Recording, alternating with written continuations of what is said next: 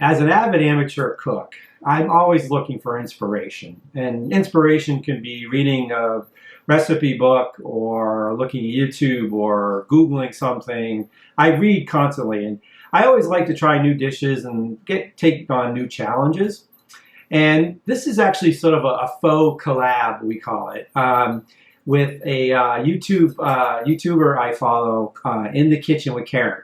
She's a pretty accomplished cook, and she just came out with this recipe in honor of MLK Day, and I really wanted to try it. And it's called Pecan Streusel Potato Casserole. And it's sort of like, is it a vegetable side dish or is it a dessert? I don't know.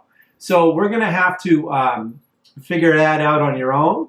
But we're going to actually try this. This is the first time I've ever made this recipe. As you can see, I have a lot of things laid out.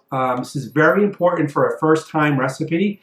Try to follow the recipe to the letter, and you're going to do what we call mise en place, which is really kind of setting the table. All right. There's actually two pieces here. First is that we're going to make the sweet potato mix, and then the next is a streusel topping. Now, with the sweet potatoes, in her video, she recommended two sweet potatoes, and I agree with her. It's nice to have a different type of color. So we have a normal sweet potato and a white sweet potato, and we're going to make it mix them together. 2.5 pounds. You're going to peel these, dice, boil them till they're like knife tender, and then we're going to mash them. Okay, so I've already taken care of the mashing and all that, so obviously it's like a little bit of a nice color. So we already took care of that. So we're going to jump right back to the streusel. What we have here is 4 tablespoons of melted butter. So we're going to put it in this bowl. We have 1/2 cup of flour, 1/2 cup of brown sugar. You could use dark or light brown sugar. I'm using light here. I don't think it really matters. I just add sugar. All right, I'm going to have 1/2 tablespoon of cinnamon. And then the other one here is 1 cup of chopped pecans. Now, I know I have some nut-free people out there who want a different alternative. I recommend trying pretzels.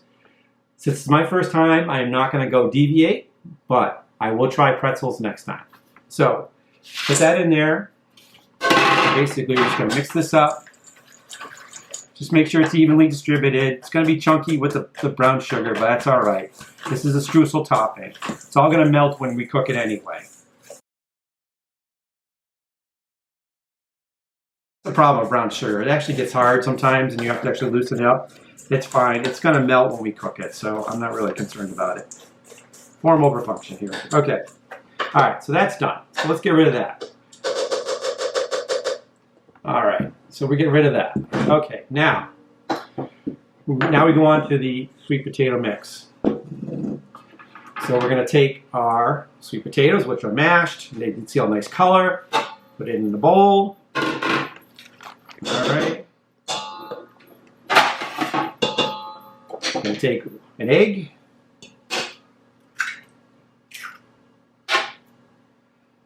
One-third cup of maple. The one thing I like about Karen, she actually uses a lot of maple syrup, and that's so plentiful up here in New England. I love maple syrup, so maple syrup it goes.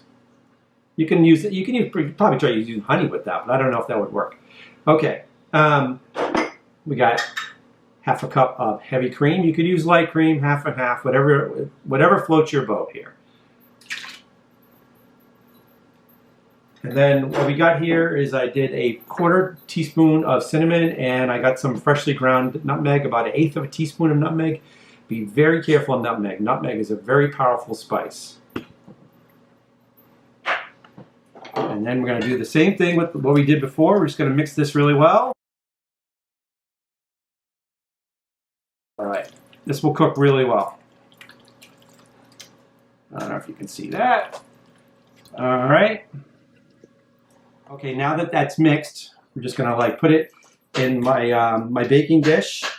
No, folks, I did not match my shirt with the pan. So, if anyone asks, it's pure coincidence.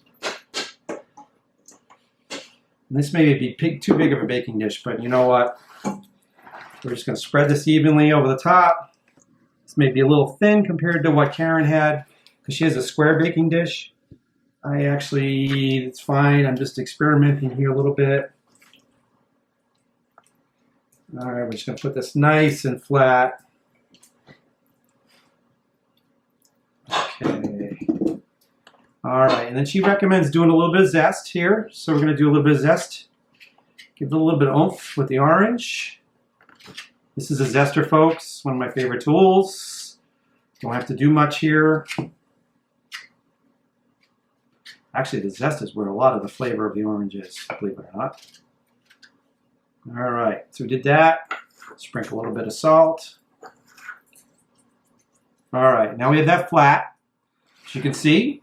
All right, and now we're going to put our streusel topping. Get this here so you guys can see it.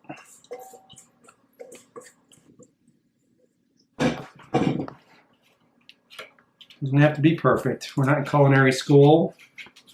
The only people you have to impress is your family. No pressure at all. All right. All right. Now we have our topping. Pretty flat. And let's give it a shot. So now what we're going to do is we're going to bake this at 350 degrees for 30 minutes or until this is golden brown. All right, folks, 30 minutes at 350. I'm going to actually let this cool a little bit so I don't burn myself when I eat it. So, all right, folks, the moment of truth. Karen, here's looking at you, kid.